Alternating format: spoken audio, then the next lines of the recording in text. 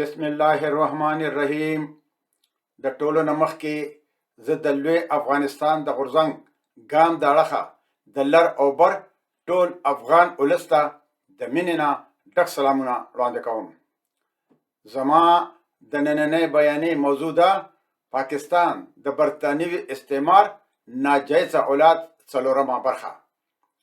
ګرانو وطنوالو، په متحده هندوستان کې نه خو دوه قومي نظریه یو الهامي نظریه وه او نه د اسلام دا تقاضا وه چې هندوستان دې په دوه برخو کې وویشل شي او نه د هندوستان تقسیم د مسلمانانو په ګټه تمامېدلو. د مسلم لیگ مشرانو د مسلمانانو سره د اسلام په نوم یوه ډیره لویه دوکه کړې وه. په کال 1939 کې د 15 د اګست په سحر هغه مسلمانان چې کوم په هندوستان کې پاتې شوي وو پوه شول چې د هغوی سره د مسلم لیگ لنډغرو مشرتابه دوکه وکړه او هغوی د هندوانو په رحم و کرم باندې پرېښودل شول. د کال 1902 نه وروسته په بنګلادیش کې د هندوستان نه راغلي مهاجر چې تر د اوسه پورې په خیمو کې اوسېږي هغوی هم په دې پوه شوي دي چې د هغوی سره د اسلام په نوم دوکه شوې ده. خو پښتانه او بلوچ په کله پوهېږي چې د اسلام او پاکستان په نوم د دوی سره دوکه شوې ده او د پاکستان نه به د ازادۍ اعلان کله کوي. په 14 د اګست کال 1939 کې د پاکستان د جوړېدو نه وروسته د هندوستان نه راغلي مهاجر په لارو کوڅو کې بې یار و مددګار پراته وو. د هغوی د ښځو عزت په خطر کې وو او نور په لکونو مهاجر لا په لاره وو. نو یو څو اونۍ وروسته په سپتمبر کال 1939 کې په کراچۍ کې په ګورنر جنرال هاوس کې یو دولتي دعوت شوی و چې په هغې کې وزیران، لوړپوړي افسران او سفیران هم راخوته شوي وو. نو په هغوی کې د پاکستان لپاره د بهارت های کمیشنر سری پرکاش هم را دعوت کړی شوی و.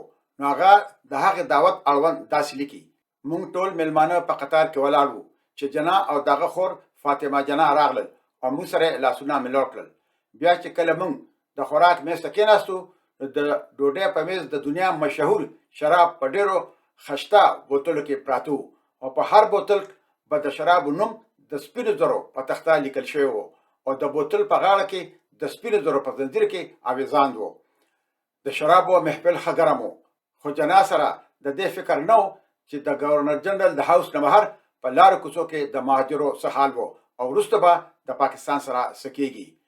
خو دننه د شرابو جامونه کړنګېدل داسې نه مخکې په تاریخ کې چېرته شوي وو او نه به بیا چېرته وشي. هر کله چې په هندوستان کې د انګریزانو نه د مسلمانانو د ځان له انتخابات کولو لپاره د مسلمانانو د وفد مشر شیعه آغا خان غوښتنه وکړه او د هغه غوښتنه بیا وروسته ومنل شوه، نو د هغې ورځې نه په هندوستان کې د مسلمانانو د بدبختو بنیاد کېښودل شو.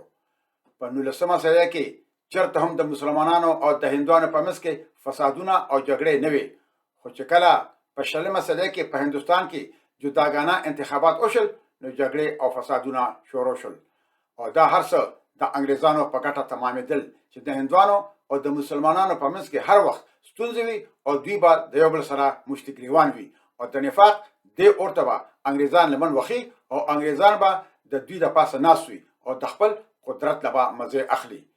د دې فسادونو په وجه ډېرو مسلمانانو د هندوستان د تقسیم نه مخکې او بیا وروسته خپل ژوند د لاسه ورکړو. د هغوی د ښځو ناموسونه د خاورو سره خاورې شول. دا د جنا په شان د یو څو لنډغرو د لاسه د هندوستان د مسلمانانو حالت زار و او په پاکستان کې اوس هم هغه حالت د بلوچو او د پښتنو په سیمه کې روان دی. خو آیا چا په دې سوچ کړی و چې سر آغا خان څوک و او سر آغا خان له چا دا اختیار ورکړی و چې په هندوستان کې د جداګانه انتخاباتو د انګریزانو نه غوښتنه وکړي؟ او آیا سر آغا خان دا غوښتنه د مسلمانانو د ښېګړې لپاره کړې وه؟ حالانکه حقیقت دا و چې دا په هندوانو او مسلمانانو کې د نفاق پیدا کولو لپاره د انګریزانو پلان و. نو د هندوستان د ګورنر جنرال سره د ملاقات لپاره د سر آغا خان په مشرۍ کې د وفد د روانېدو نه مخکې سر آغا خان ته ویلي شوي وو چې ته به د انګریز ګورنر جنرال نه په خپله بیانه کې دا غوښتنه وکړي چې مسلمانان به مسلمانانو له او هندوان به هندوانو له ووټ ورکوي او دا کار یو شیعه سر آغا خان ډېر په ښه ډول مخ پر وړاندې بوتلو. په کال 1911 کې سر آغا خان په هندوستان کې د وایسرای کونسل یو غړي AR بټلر ته لیکلی وو، زما دا یقین دی چې په هندوستان کې د برتانوي حکومت لپاره چې ما کوم خدمتونه کړي دي نو هغه به بې ځایه نه ځي او د هغې خدمتونو ټولې دنیا ته پته ده او د هغې ثبوتونه زما سره د هغه خط کتابت په شکل کې شتون لري چې کوم خط کتابت زما د انګریزانو سره شوی وو. د آل انډیا مسلم لیگ اولنی صدر شیعه سر آغا خان ته انګریزانو د سر هیس هاینس او داسې نور خطابونه او د یو هیواد د مشر په څیر پروتوکول ورکول د مسلمانانو یا د اسلام د خدمت لپاره نو ورکړل شوی بلکې د برتانوي حکومت د خدماتو په بدل کې ورکړل شوی وو. مطلب دا چې سر آغا خان د جناب په څیر د انګریزانو یو ستر ایجنټ او جاسوس وو.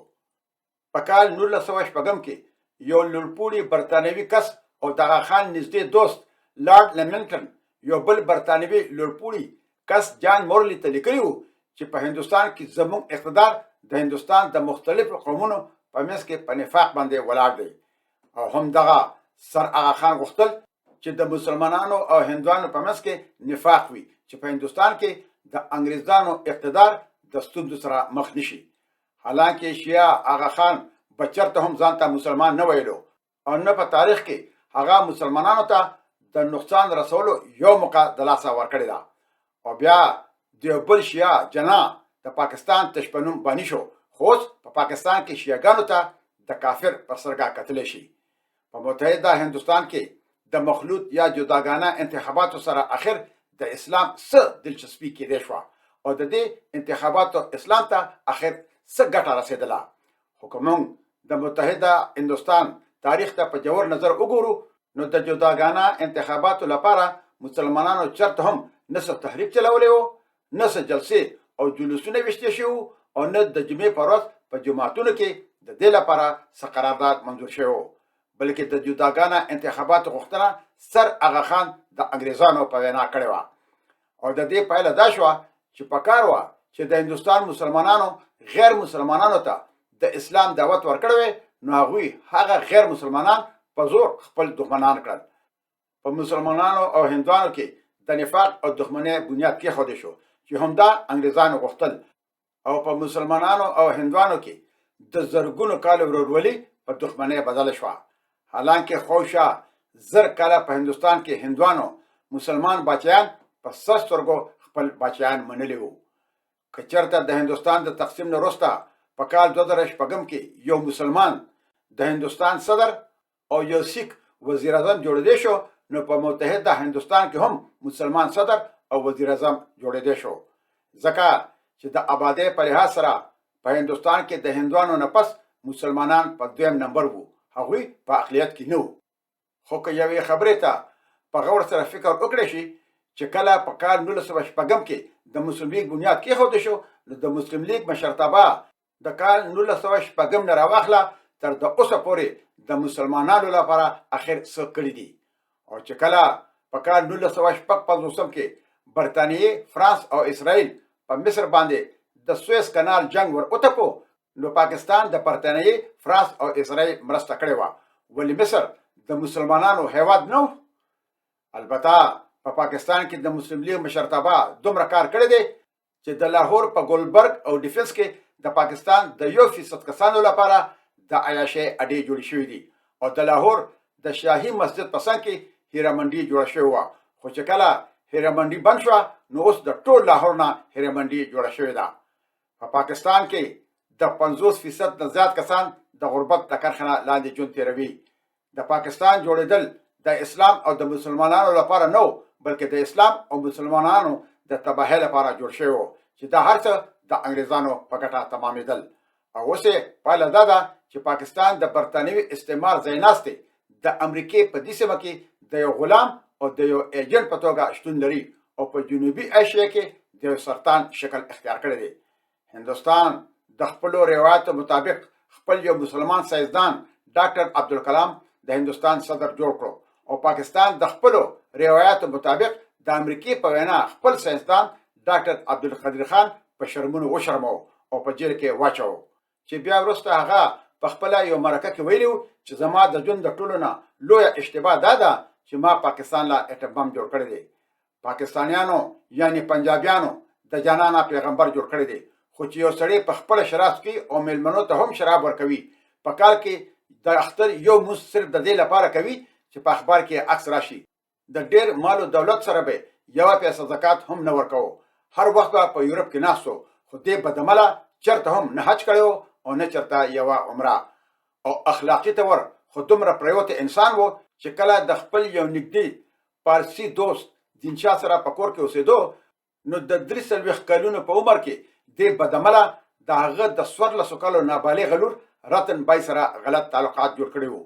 نو دینشاه دې د کور نه وشړلو او عدالت ته راخپلو. نو عدالت جنات ته امر وکړو چې ته به نور د دې جنې سره هیڅ اړیکې هم نه ساتي. خو بیا به هم دا بدعمله د هغې ماشومې جنې سره په تماس کې وو. نو چې کله هغه د 18 کاله شوه، نو په ترخ کې خپل یو وړوکی کوترې ونیو او په جنا پسې مټیزه لاړه او بیا دوی په عدالت کې واده وکړو او تر د مرګه پورې بیا د دینشاه د خپل لور سره ملاقات نه وشوي. یو امریکایي لیکوال سټینلی وولپارټ په خپل کتاب جنا اف پاکستان کې لیکي چې کله جنا په لندن کې وو او لیاقت علي خان هم سره د خپل ښځې رانا لیاقت علي خان لندن ته تللی وو، نو دې بد اخلاقه جنا د لیاقت علي خان ښځې ته هم سترګې خړې کړې وې. نو داسې کس ته قاضي اعظم ویل سوی او که حرامي اعظم. د جنا معاون وکیل مستر چاګلا په خپل کتاب روزز اف ډسمبر کې په صفحه نمبر 113 او 119 باندې لیکي چې په کال 1923 کې ما د جنا سره په بمبئی کې انتخابي مهم چلوو. نو داغه ښځې رتن بای په یو ټوکری کې خوراک راوړو. نو هغې جنا ته وویل تا ته پته ده چې ما تعالی د خوراک لپاره څه راوړي دي؟ نو جنا ورته وویل چې ما ته څه پته ده؟ نو رتن بای ورته وویل چې ما تعالی ستا د خوښې د خنزیر د غوښې سینډویچ راوړی دی. نو جنا ورته وویل دا ته څه وایې؟